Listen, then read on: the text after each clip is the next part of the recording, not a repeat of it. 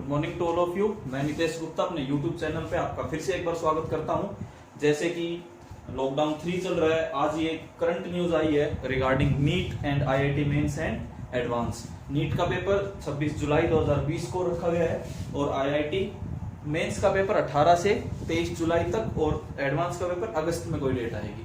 तो अभी तक बच्चे कंफ्यूज थे कि पेपर होगा या नहीं होगा, कि कब होगा, किस मंथ में होगा, क्या डेट्स रहेंगी। वो आज सीबीएसई ने और आपका नीट का और इसका दोनों का क्लियर कर दिया आईआईटी का। ठीक है, तो आप अपनी पढ़ाई जारी रखिए। आज का जो मेरा टॉपिक रहेगा वो रहेगा basic concept of coordinate geometry. देखिए, कोऑर्डिनेट ज्योमेट्री का बिल्कुल बेसिक कंसेप्ट आज मैं सिखाने जा रहा हूं आपको। सबसे पहले आप दो एक्सिस पढ़ते हैं जिनको आप रेक्टेंगुलर एक्सिस बोलते हैं। एक एक्स एक्सिस और एक वाई एक्सिस। ठीक है, आप क्या नाम देते हो? Rectangular axis.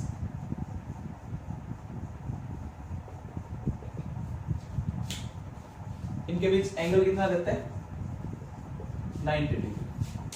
ठीक है, ये क्वाड्रेंट्स डिवाइड होते हैं। यहां क्या रहता है? First quadrant. ये क्या रहता है? Second quadrant. ये रहता है आपका थर्ड क्वाड्रेंट और ये रहता है आपका फोर्थ क्वाड्रेंट। चार आपके पास क्वाड्रेंट्स हैं। ठीक है, फर्स्ट क्वाड्रेंट मैं साइन की बात करता हूं। यहां पे एक्स और वाई दोनों ही क्या रहेंगे? पॉजिटिव। देखो, पहली बात ये, कोई भी पॉइंट है, पॉइंट को ऐसे लिखा जाता है एक्स कोमा वाई। ठीक है, एक्स क्या कहलाता है? What is x? यहां पे अगर आप एक्स की बात करें तो एक्स क्या चीज है? एब्सिसा। ठीक है, वाई को क्या बोलते हैं? वाई को बोलते हैं ऑर्डिनेट। तो दो ये नाम याद रखना। या फिर सिंपली आप इसको क्या बोल सकते हो? X coordinate. इसको क्या बोलते हो? Y coordinate. आप ऐसे भी बोल सकते हो। फॉर एग्जांपल, जैसे कि आप सबसे पहले लिखते हो 1,2। अब 1 क्या चीज है? 1 को आप क्या बोल सकते हो? एक्स कोऑर्डिनेट या फिर एब्सिसा, एक ही बात। ठीक है, अब 2 जो है 2 को आप क्या बोल सकते हो? वाई कोऑर्डिनेट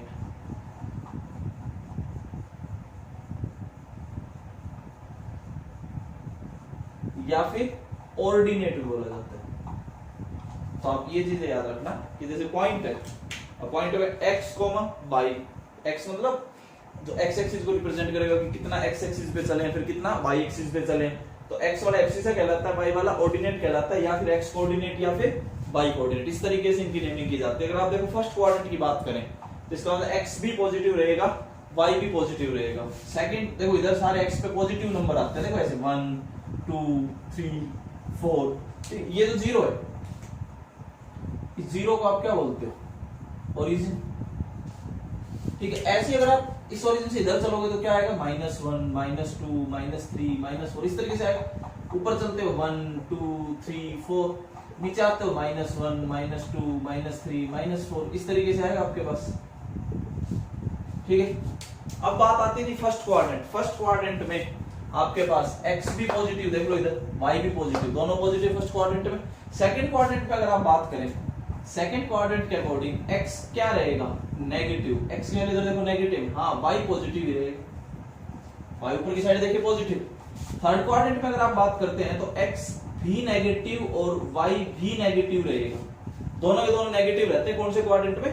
थर्ड क्वाड्रेंट में। अगर आप फोर्थ क्वाड्रेंट की बात करते हैं तो फोर्थ क्वाड्रेंट में एक्स क्या रहेगा? पॉजिटिव और वाई क्या रहेगा? नेगेटिव। तो सबसे बेसिक पॉइंट ये है कि 4 क्वाड्रेंट्स होते हैं, 2 रेक्टेंगुलर एक्सिस होती हैं, एक एक्स एक्सिस एक वाई एक्सिस। ओरिजिन होता है, ओरिजिन से इधर पॉजिटिव, अबव पॉजिटिव, ओरिजिन से डाउनवर्ड नेगेटिव, ओरिजिन से लेफ्ट नेगेटिव। ठीक है, अब फर्स्ट क्वाड्रेंट में दोनों पॉजिटिव होते हैं, एक्स कोऑर्डिनेट जिसको आप एब्सिसा भी बोलते हो, ठीक है, और वाई कोऑर्डिनेट जिसको ऑर्डिनेट भी बोला जाता है। तो दोनों कोऑर्डिनेट्स आपके पॉजिटिव होंगे तो कौन सा क्वाड्रेंट होगा? फर्स्ट। सेकंड क्वाड्रेंट में X negative Y positive.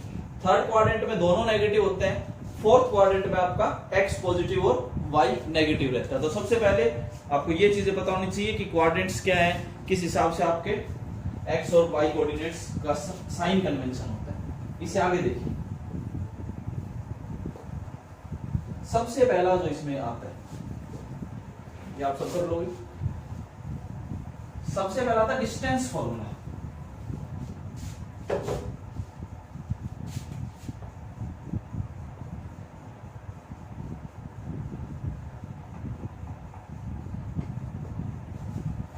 Distance formula की बात करते हैं। ये देखिए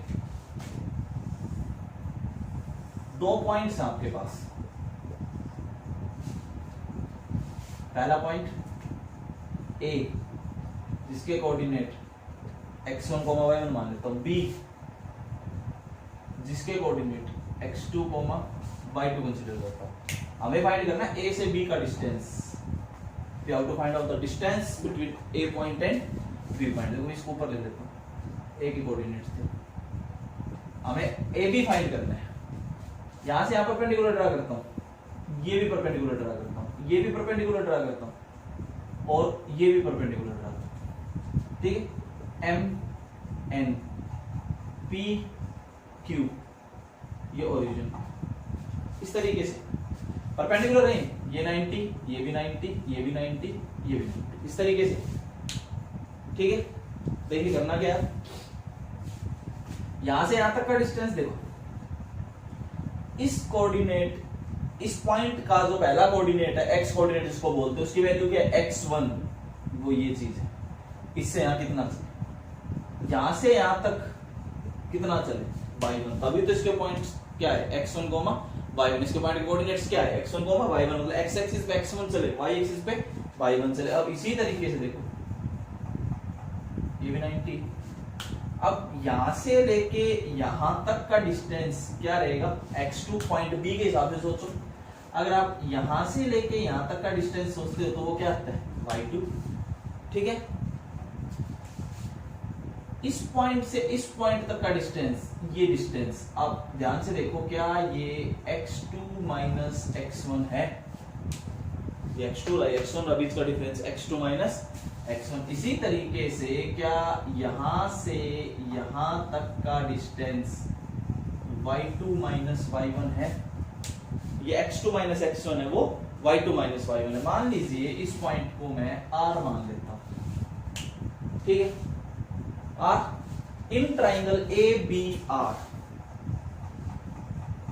ABR ट्राइंगल में पाइथागोरस थ्योरम लगी, बाई पाइथागोरस थ्योरम। अगर आप पाइथागोरस थ्योरम लगाते हैं तो क्या AB का square is equal to BR का स्क्वायर प्लस AR का स्क्वायर होगा।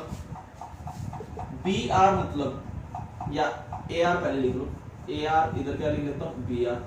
इसको क्या लिख रहा हूं, x2 माइनस x1 का square plus y2 minus y1 का स्क्वायर, इधर क्या आता है, AB का स्क्वायर। यहां से आपका डिस्टेंस फॉर्मूला आ गया, under root of x2 minus x1 का square plus y2 minus y1 का स्क्वायर। ये आपको सबको याद होगा, मैंने फिर डेरिवेशन आपको इसको करवा दिया है कि AB की डिस्टेंस फाइंड करनी है और दोनों के कोऑर्डिनेट्स अगर नोन हैं तो इस तरीके से आप AB डिस्टेंस फाइंड कर सकते हो। तो ये डिस्टेंस फॉर्मूला, मैं इस पे एक क्वेश्चन कराता हूं, देखिए।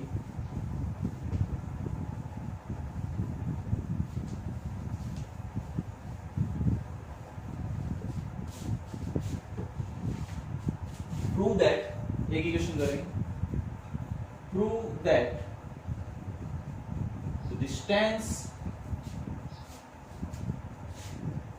of point A, जिसके कोऑर्डिनेट है A cos alpha, A sin alpha, from origin is independent of alpha, from origin is independent of alpha, alpha से इंडिपेंडेंट रहेगा, ये हमें प्रूव करना है इसका डिस्टेंस। देखिए छोटा सा डायग्राम यहां बना दो, मैं इसको मान के चल रहा हूं फर्स्ट क्वाड्रेंट में होगा, इसको ओरिजिन मान लेता हूं, इसके कोऑर्डिनेट्स क्या रहते हैं, 0 0। बेसिक है, यहीं से सारा रेफरेंस पॉइंट है, रेफरेंस पॉइंट से ही सारे कोऑर्डिनेट्स चलते हैं। अब यहां पे आपने ए पॉइंट ले लिया जिसके कोऑर्डिनेट्स क्या हैं, A cos alpha, A sine, ठीक है। हमें क्या फाइंड करना है, ओ ए, हमें ये फाइंड करके दिखाना है ओ ए। अब देखो ओ के कोऑर्डिनेट्स क्या है, 0 0, ए के कोऑर्डिनेट्स क्या है, ए कोस अल्फा, ए साइन अल्फा। अगर आप ओ ए फाइंड करते हो तो अंडर रूट ओ, जो अभी फॉर्मूला लगाया था, x2 मतलब ए कोस अल्फा माइनस 0 का होल स्क्वायर प्लस ए साइन अल्फा माइनस 0 का whole square, x2 minus x1 का whole square, y2 minus y1 का होल स्क्वायर। देखो अपना समझ आते, यहां से लिख सकते हो ये x1 की वैल्यू 0, y1 की वैल्यू 0, यहां से x2 की वैल्यू a cos अल्फा, यहां से y2 की वैल्यू a sin अल्फा, ये सब समझना है, ठीक है। अब ये आपके पास क्या है, under root of a square cos square alpha plus a square sin square alpha. a square आपने कॉमन लिया, cos square alpha plus sin square alpha. अब cos square alpha plus sin square alpha क्या बनता है, 1, ये 1 आया तो आपके पास क्या है, under root of a square that is equal to mod a, ये ध्यान रखना, under root of a square is always equal to mod a, it is independent of alpha, इसमें अल्फा नहीं, it is free from alpha, it is independent of alpha। तो ये आपका distance formula apply करने का एक क्वेश्चन था, आप बाकी करते रहना, आसान टॉपिक है, ठीक है। मैं तो आपको एक एक करवाता चल रहा हूँ।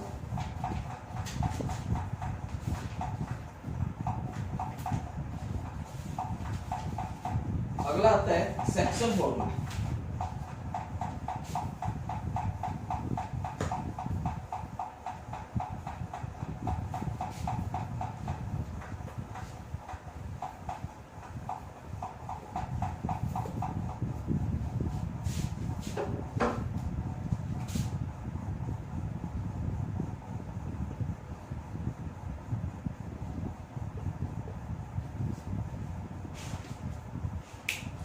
सेक्शन फॉर्मूला की बात करते हैं, इसमें दो आते हैं, फर्स्ट इंटरनल डिवीजन, दोनों में आपको समझा रहा हूं।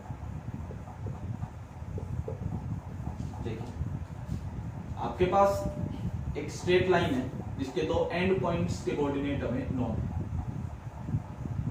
x1, y1 b, x2, y2।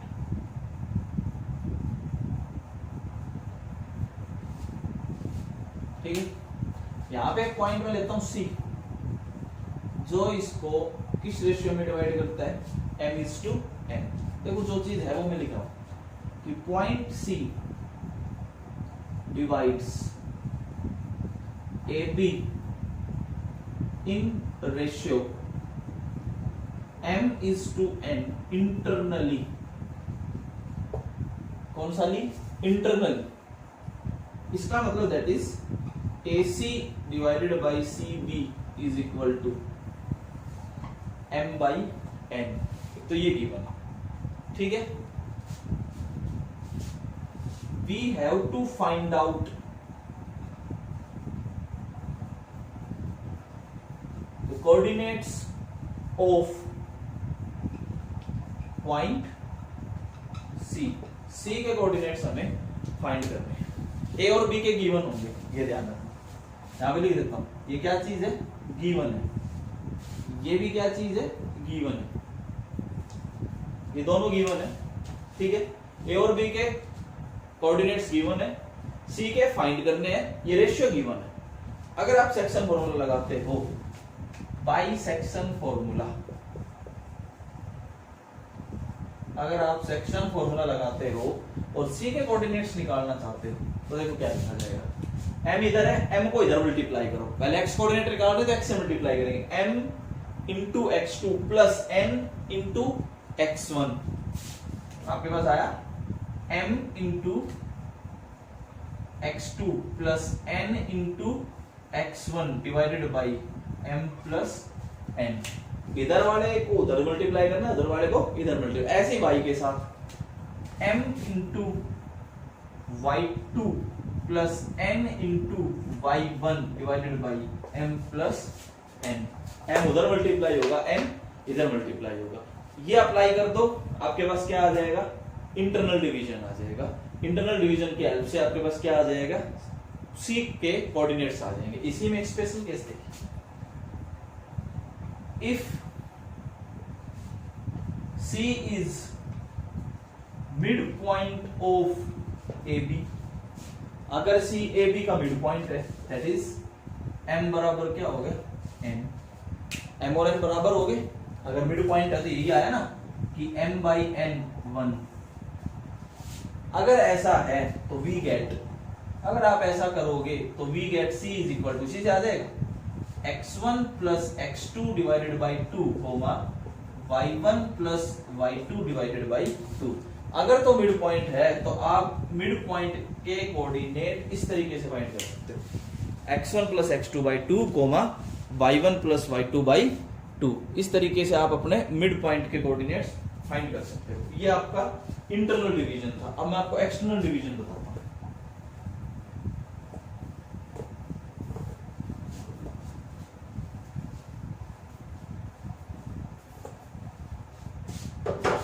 देखिए एक्सटर्नल डिवीजन, अभी तो इंटरनल डिवीजन की बात की थी, अब हम एक्सटर्नल डिवीजन की बात करते हैं।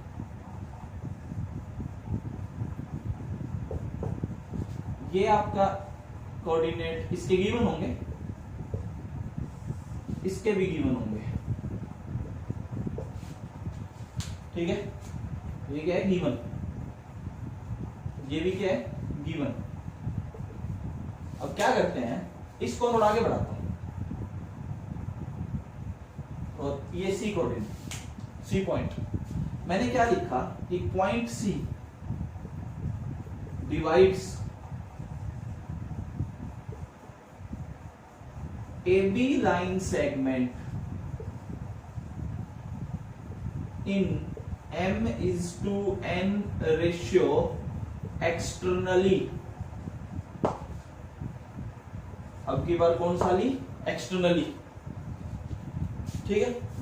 दैट इज A से लेके C तक का डिस्टेंस डिवाइडेड बाय B से लेके C तक का distance is m by n। Meaning वही है जो पिछली बार था इंटरनल डिवीजन में, A to C B to C m by n। तो ये आपके पास क्या गिवन है, m बाई n गिवन है, तो हमें किसके कोऑर्डिनेट फाइंड करने हैं, C के। अब देखो जो आपने इंटरनल में लिखा था ना बीच में प्लस, बस उसकी जगह कर दो minus, mx2 minus nx1 divided by m minus n। अगर ऊपर पहले m है तो नीचे पहले क्या आएगा, m आएगा, ये ध्यान रखना, ठीक है। दूसरा my2 minus ny1 divided by m minus n। ये आपके पास एक्सटर्नल डिवीजन के केस में पॉइंट C के कोऑर्डिनेट्स निकालने के लिए फॉर्मूला रहेगा। जैसे कि इस पे भी मान लीजिए आपको मैंने दोनों करा दिए, इंटरनल और एक्सटर्नल। मैं आपको क्वेश्चन कराता हूं,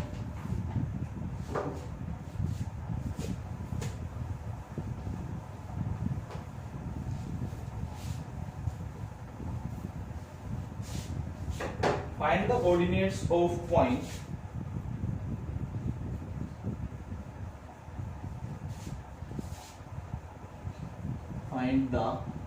coordinates of point which divides the line segment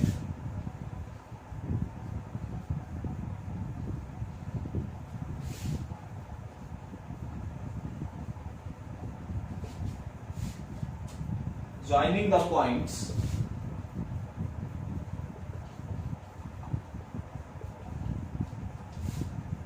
5, -2 and 9, 6 in the ratio 3:1। दो केस बना देता हूं, पहला इंटरनली, दोनों इसी में समझा देते हैं, दूसरा एक्सटर्नल। मीनिंग तो मैंने आपको समझा ही दिया था। देखिए पहला कौन सा करते हो आप, इंटरनली। इंटरनली में ये दो पॉइंट्स दिए आपने, A 5, -2, B 9, 6, बीच में सही है, बीच में पॉइंट लिया C, वो इसको किस रेशियो में डिवाइड करता है? 3:1। हमें C के कोऑर्डिनेट्स फाइंड करने। C इज इक्वल टू, देखो m उधर मल्टीप्लाई होगा 3 × 9 प्लस 1 × 5 डिवाइडेड बाई 3 + 1। ये तो आया x कोऑर्डिनेट। अब y की बात करते हैं। 3 × 6 y के साथ मल्टीप्लाई कर दो प्लस 1 × -2 डिवाइडेड बाई 3 + 1। अब इसको करो सो 27 प्लस 5 32 डिवाइडेड बाई 4। 6 3 जा 18, 18 - 2 16 डिवाइडेड बाई 4। दैट इज आपका कोऑर्डिनेट क्या आ गए? 8, 4। किसके कोऑर्डिनेट आ गए ये? C के। कब? इंटरनली के केस में। ठीक है, इसी में अब इसने क्या बोल दिया? एक्सटर्नली का अगर आप बोलता है ये, देखो विद डायग्राम मैं आपको बता देता हूं। ये आपके पास A पॉइंट था 5, -2, ये आपके पास B पॉइंट था 9, 6। एक्सटर्नली का मतलब ये कि ये बाहर रहेगा कहीं। C के कोऑर्डिनेट फाइंड करने हैं। ठीक है, रेशियो 3:1 रहेगा। बस रहेगा क्या? जहां प्लस है यहाँ क्या आ जाएगा? माइनस आ जाएगा। तो आपने क्या करना है? 3 × 9 -1 × 5 डिवाइडेड बाई 3 - 1। प्लस की जगह क्या आ गया? माइनस। ऐसे इसमें कर दो 3 × 6 -1 × -2 डिवाइडेड बाई 3 - 1। ये एक्सटर्नली का केस हो गया। यहां जाकर क्या है? 27 -5 क्या है? 22 डिवाइडेड बाई 2। 27 में अगर आप 5 सब्ट्रैक्ट करोगे तब क्या 22 आ गया। 6 3 जा 18, वो माइनस माइनस के जाएगा प्लस 20 डिवाइडेड बाई 2। तो अब की बार क्या है? 11, 10। ये किस केस में आ गया? एक्सटर्नली में। एक्सटर्नली की अगर आप बात करते हो तो ये क्या आ जाएगा? 11, 10। और इंटरनली की बात करते हो तो आपके पास क्या आ जाएगा? 8, 4। तो ये सारी बात आपकी अभी तक मैंने कितना कवर किया है? डिस्टेंस फॉर्मूला और क्या कवर किया है? Section formula. शायद यहाँ तक आपको सारा समझ आ रहा होगा। ठीक है, इसके बाद मैं कुछ और चीजें कवर करता हूँ।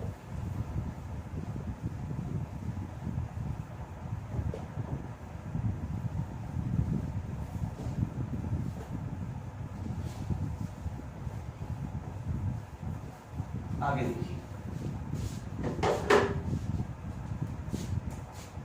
some terms related to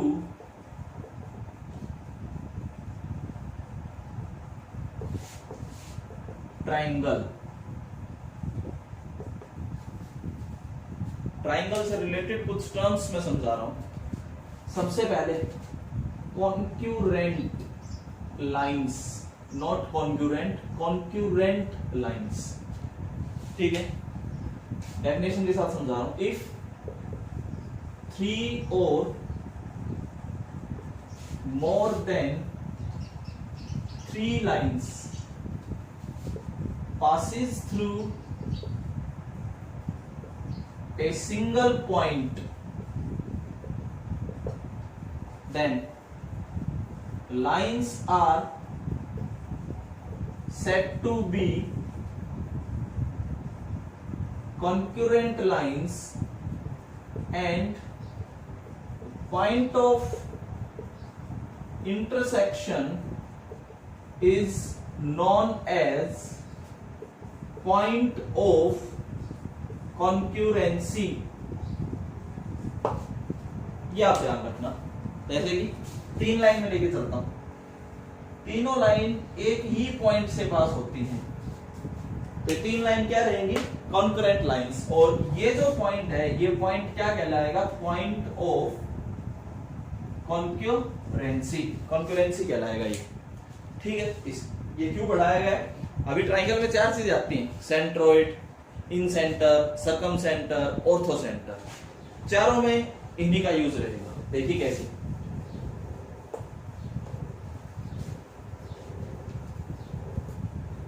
मैं सबसे पहले सेंट्रोइड की बात करता हूं।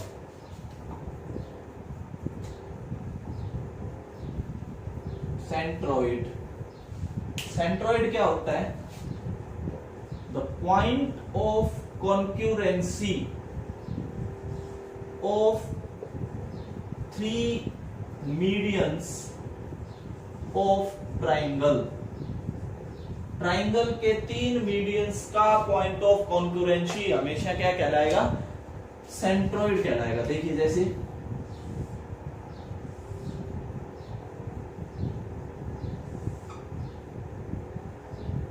ए, इसके कोऑर्डिनेट आपने क्या माने?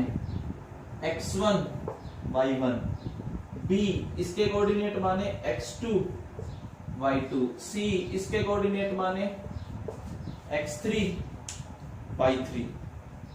ठीक है, मीडियन देखिए, यहां से आपने एक मीडियन ड्रा की ए एम, मीडियन का मतलब ये और ये बराबर, m is the mid point of B C.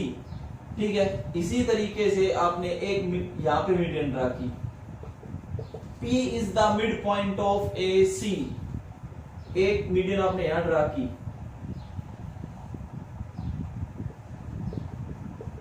R is the mid point of A B, A B का मिड पॉइंट क्या है?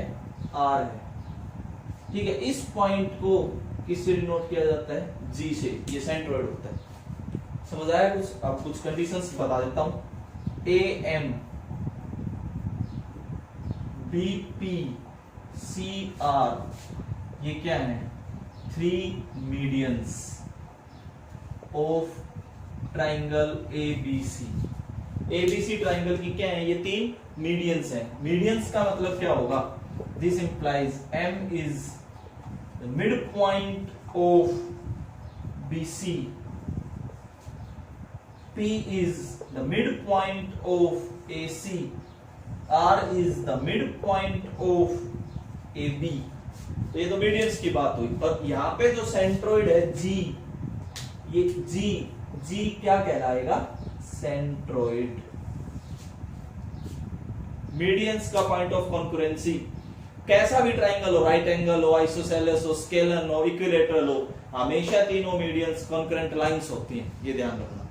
ठीक है, ये क्या है? सेंट्रोइड है। अब देखो एक इंपॉर्टेंट कंडीशंस में इसके बारे में बता देता हूं, सेंट्रोइड के बारे में। वर्टेक्स की साइड से शुरू करना, AG divided by GM is equal to BG divided by GP is equal to CG divided by GR 2:1। ये रेशियो हमेशा याद रखना, सेंट्रोइड वाले के रेशियो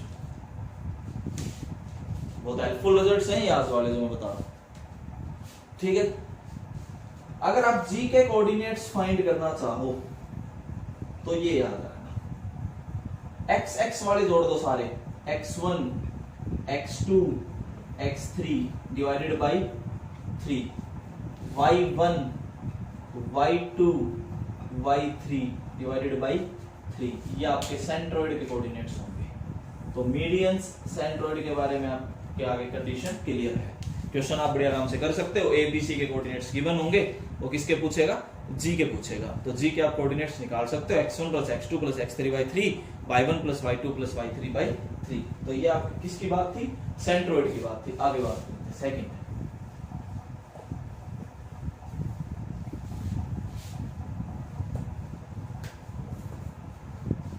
सेकंड आप बात करते हैं इन सेंटर की।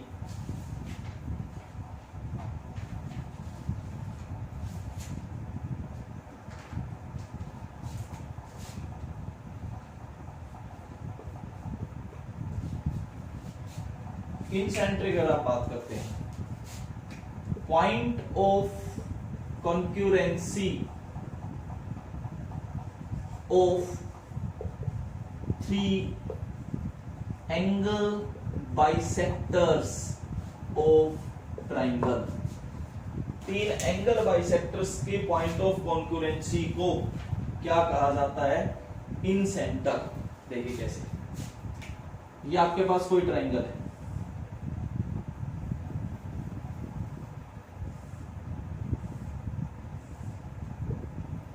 ABC,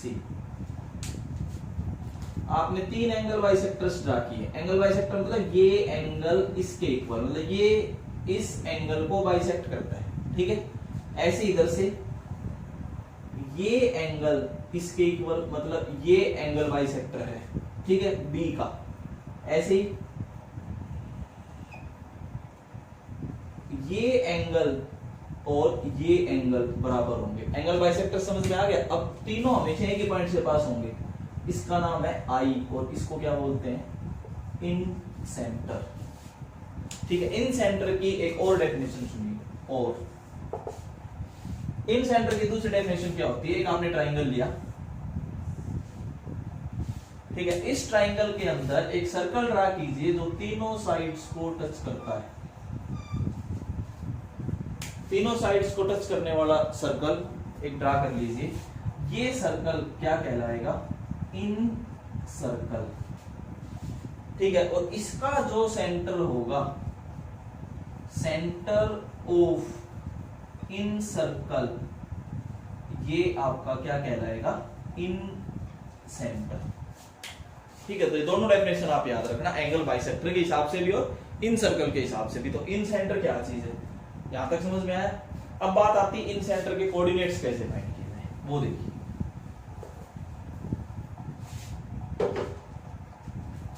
इसके कोऑर्डिनेट आपने माने x1 y1, x2 y2, x3 y3। एक और चीज, ए पॉइंट के सामने की साइड यहां से लेके यहां तक आप क्या मानते हो, ए।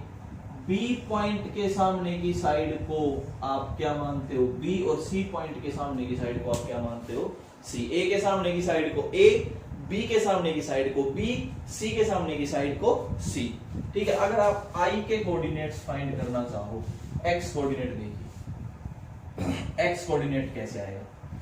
ए की बात करते हैं, ए साइड है, ए के सामने x coordinate x1, A x1 plus B, ये रहा बी, बी के सामने B x2 plus C x3 divided by A plus B plus C. समझ आ रहा है, ए पॉइंट के सामने ए साइड रहेगी, लेंथ ए है, बी पॉइंट के सामने लेंथ क्या है, बी, सी पॉइंट के सामने लेंथ क्या है, सी। लेंथ को स्मॉल अल्फाबेट से रिप्रेजेंट किया गया है। ठीक है, अब a into x1, b into x2, c into x3 divided by a plus b plus c। इसी तरीके से y coordinate a y1, b y2, c y3 divided by a plus b plus c। ये आपके इन centre के coordinates रहेंगे। इस तरीके से आप इन सेंटर के कोऑर्डिनेट्स फाइंड कर सकते हैं। तो इन सेंटर का भी आप ध्यान रखना। ठीक है, इससे आगे हम बात करते हैं।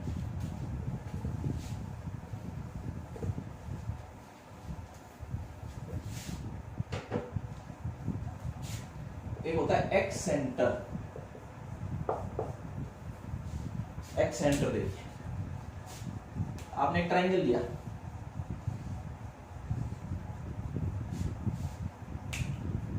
ध्यान से सुनना, ए बी सी, इसके कोऑर्डिनेट x1 y1, इसके कोऑर्डिनेट x2 y2, इसके कोऑर्डिनेट x3 y3। आपने क्या किया, देखो इस लेंथ को क्या माना आपने, ए, इस लेंथ को बी और इस लेंथ को सी। आपने इसको आगे बढ़ा दिया और इसको भी आगे बढ़ा दिया। ठीक है, एक ऐसा सर्कल बनाइए जो इन तीन साइड्स को टच करते हुए पास होता हो।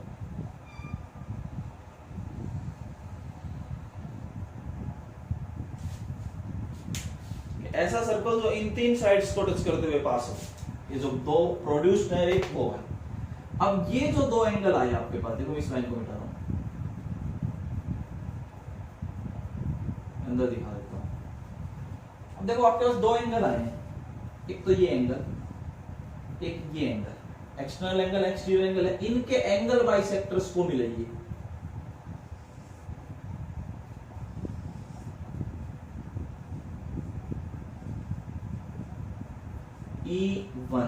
E1 इसलिए लिख रहा हूं, किसी भी ट्राइंगल के तीन एक्सेंटर्स हो सकते हैं। E1, अब इनके एंगल बाइसेक्टर है, इसका मतलब ये एंगल इसके इक्वल और ये एंगल इसके इक्वल। इन एंगल बाइसेक्टर्स का पॉइंट ऑफ इंटरसेक्शन क्या देगा, इसका पहला एक्सेंटर। ऐसे उधर प्रोड्यूस करोगे दूसरा, इधर प्रोड्यूस करोगे तीसरा। मैं इसके E1 के कोऑर्डिनेट्स आपको बता देता हूं। E1 के कोऑर्डिनेट्स क्या रहेंगे, कौन सी साइड को टच किया है? ए को, ए वाली साइड वाले पार्ट को नेगेटिव ले लो, बाकी एज इट इज जो इन सेंटर के लिखे थे वो लिख दो। कैसे? -ax1 bx2 cx3 divided by -a plus b plus c।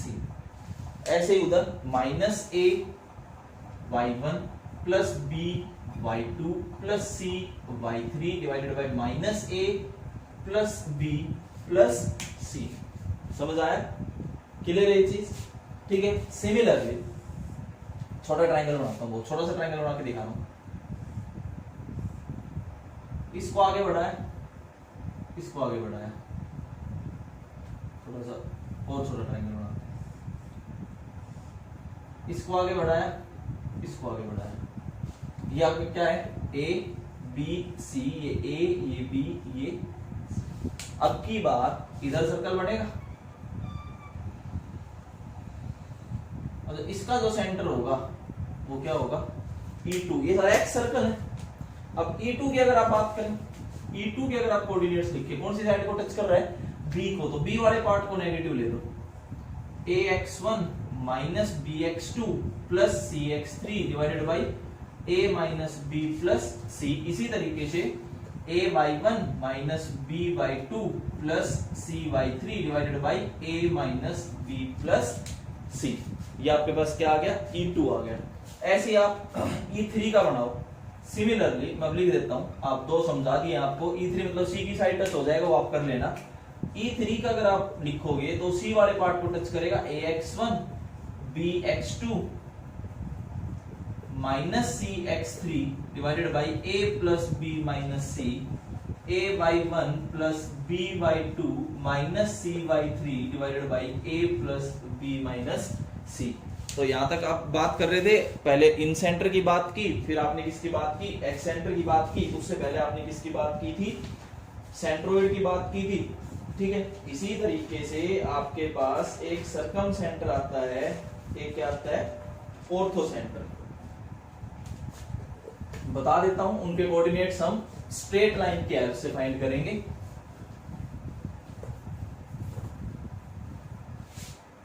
फटाफट मैं आपको समझा देता हूं। अगला क्या आता है? Circum centre. सर्कम सेंटर में क्या होगा?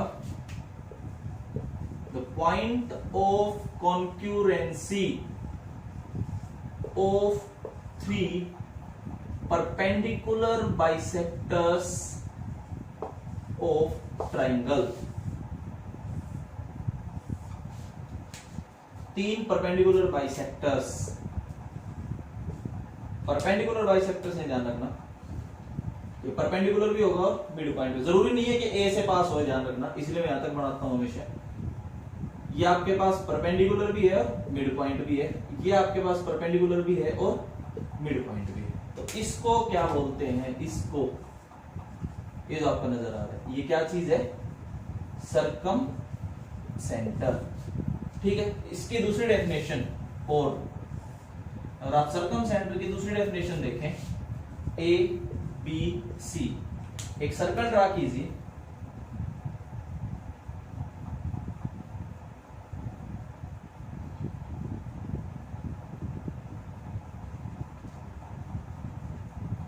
तो तीनों वर्टेसिस से पास होता हो, इसका क्या नाम है? Circum circle. इसका जो सेंटर होगा, सेंटर ऑफ सर्कम सर्कल, ये आपका क्या कहलाएगा? Circum centre. तो ये आपके, इसके जो कोऑर्डिनेट्स हैं, कोऑर्डिनेट्स की अगर आप बात करें, we find out coordinates by help of straight lines. Straight line के कंसेप्ट जब हम पढ़ाएंगे तब हम इसके कोऑर्डिनेट्स की बात करेंगे। ठीक है। इससे आगे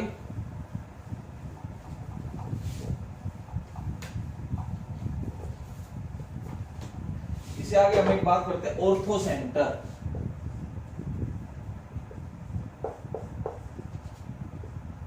point of concurrency of 3 altitudes of triangle, triangle के 3 एल्टीट्यूड्स का point of कॉन्क्यूरेंसी,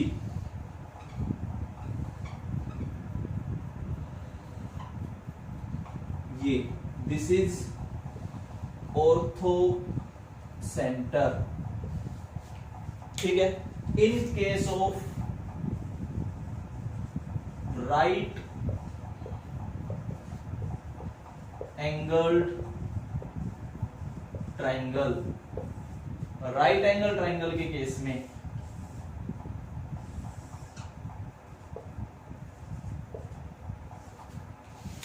this is ortho centre, ये आपका क्या कहलाएगा, ऑर्थो सेंटर कहलाएगा। किस केस में, राइट एंगल ट्राइंगल के केस में। तो यहां तक सारी चीजें क्लियर है। इसके बाद एक बचता है area of triangle.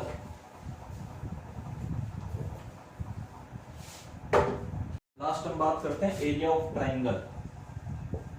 Area of triangle, जैसे आप एक ट्राइंगल बनाते हैं ए बी सी, इसके तीनों कोऑर्डिनेट्स गिवन है, x1 y1 x2 y2 और x3 y, ठीक है। Delta area of triangle A B C, delta is equal to half of, determinant की हेल्प से हम बात करते हैं। सबसे पहले अगर किसी बच्चे को डिटरमिनेंट फाइंड करने की नॉलेज है तो किस तरीके से वो निकाल सकता है, डिटरमिनेंट की हेल्प से x1 y1 x2 y2 x3 y3 1 1 और 1, ठीक है। एक चीज याद रखना, ऑलवेज कंसीडर पॉजिटिव वैल्यू, हमेशा पॉजिटिव वैल्यू कंसीडर करनी है, ठीक है। और हो सकता है देखो डिटरमिनेंट की नॉलेज ना हो तो किस तरीके से लेना है, मोड के हिसाब से बात करता हूं। सबसे पहले आप देखो याद रखने का तरीका 1 2 3, 1 को आगे भेज दीजिए 2 3 1, फिर 2 को आगे भेज दीजिए 3 1 2। देखो इसका मतलब क्या है, 1 मतलब x1 y2 minus y3 plus फिर x2 y3 माइनस y1 फिर plus x3 y1 minus y2, ठीक है। और ये मोड ऑलवेज कंसीडर पॉजिटिव। तो ये आपका लास्ट क्या था, एरिया ऑफ ट्राइंगल। तो यहाँ पे आपके बेसिक कंसेप्ट खत्म होते हैं किसके, कोऑर्डिनेट ज्योमेट्री के, ठीक है। हम आगे का पार्ट नेक्स्ट वीडियो में शेयर करेंगे स्ट्रेट लाइन के बारे में, ठीक है। तब तक आप इन्हीं के क्वेश्चंस करते रहिए, कोई डाउट है तो कमेंट बॉक्स में डालिए। Thank you.